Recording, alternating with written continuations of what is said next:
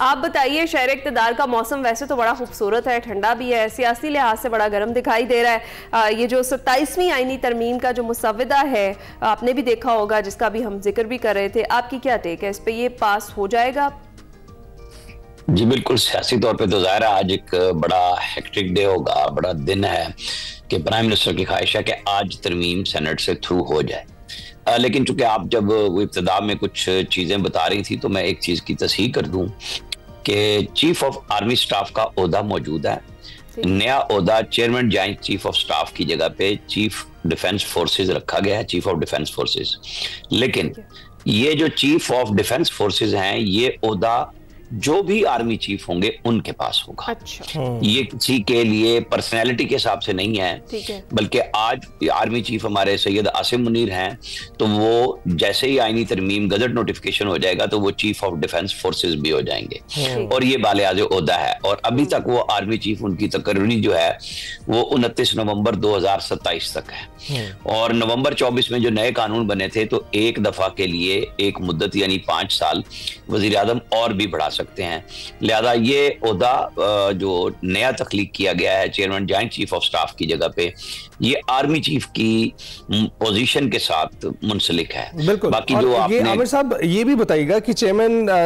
जो joint forces के chairman है, आपने बताया कि उनके ओहदे की जगह पर ये ओहदा होगा जो आर्मी चीफ के पास होगा।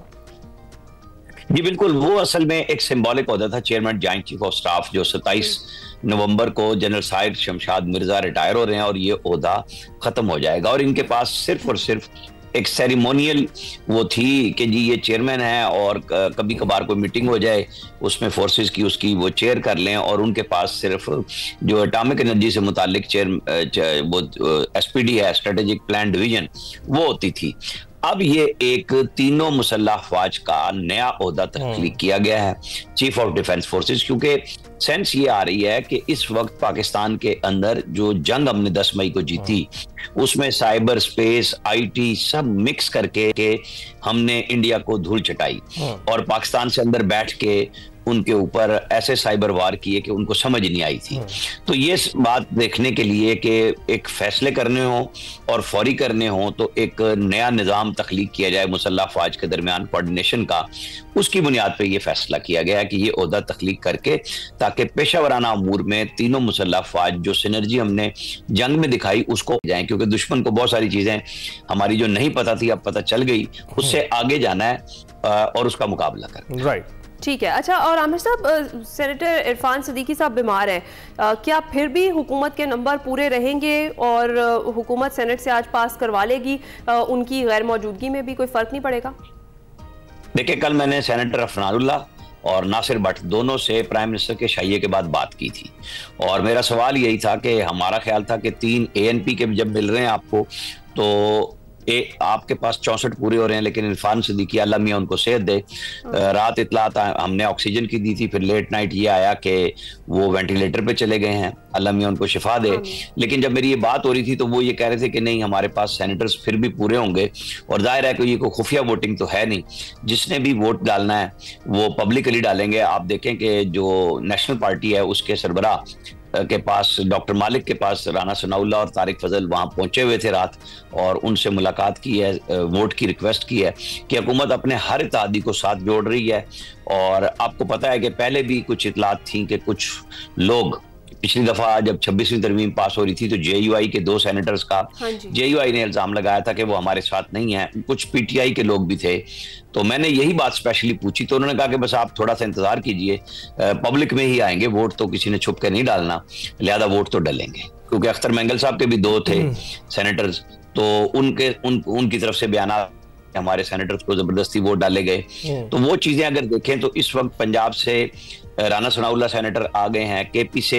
पीपल्स पार्टी नून लीग के और सेनेटर्स भी आए हैं जो KP में, चूंकि उस वक्त सेनेट के इलेक्शन नहीं हुए थे, तो इनका ख्याल ये है कि हमारे पास पूरे हैं। ज़ाहिर है पूरे करने हैं तो प्राइम मिनिस्टर तवक्को कर रहे हैं कि आज ये आईनी तरमीम सेनेट से गो थ्रू हो जाएगी। बिल्कुल। और आमिर साहब, जिस तरह से हमने पहले जिक्र किया कि मौसम सर्द और जो सियासी मौसम है घर में, आपको लगता है घर में, क्योंकि तहरीक तहफ़्फ़ुज़ आईन पाकिस्तान का जो एहतजाज पहले भी हमने देखे हैं काफ़ी ठंडे रहे? कल भी उन्होंने ठंड प्रोग्राम ही रखा है। सियासी तौर पे तो वो ठीक बात है कि उन्होंने कहा कि घरों पे नारे लगाएं, आइन के तहफ़्फ़ुज़ दें।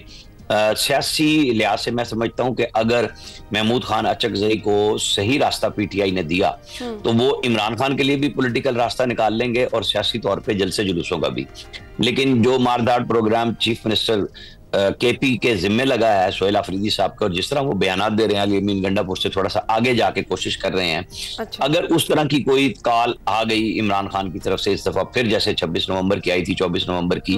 तो बहुत मुश्किल पैदा हो जाएगी, क्योंकि इनके अपने लोगों की राय है कि अभी फिजा साजगार नहीं है कि कोई बड़ी अवामी तहरीक चलाई जाए। हमें लोगों को तैयार करने के लिए आहिस्ता आहिस्ता कदम बढ़ाने होंगे, लेकिन इमरान खान की सरिश्त में नहीं है। वो कि वो 3 साल से मुश्किल में है, मुकाबला कर रहे हैं चीज़ों का, और वो समझते हैं कि वो जो पाकिस्तान की एस्टेब्लिशमेंट है उसको घुटनों के बल ले आएंगे, लेकिन वो नहीं ला सके। तो अब भी उन्होंने ये जो चीफ मिनिस्टर बदला इसी वजह से बदला था, और शायद इसी बिना पे, हालांकि डायरेक्ट मैसेज जब सलमान अकरम राजा ने दिया था कि इमरान खान ने कहा है कि गंडापुर फारिग और सोहेल अफरीदी चीफ मिनिस्टर होंगे, तो बात उनकी मान ली गई थी। वो मैसेज अब भी आ सकता है जब भी लोग मिलते हैं, अपनी हमशीरा मिलती है, उनके वकला मिलते हैं कि फलान डेट तारीख की होगी, लेकिन ये बहुत मुश्किल टास्क होगा कि पीटीआई के जो रैंक एंड फाइल्स हैं वो उस तरह मुतहरिक नहीं है, और खास तौर पे जब तक पंजाब उनका आपने जिक्र किया वजीर आला केपी का, एक मुकदमा दर्ज कर लिया गया उनके ऊपर, आगे चलकर मजीद मुश्किलात में इजाफा देख रहे हैं उनकी?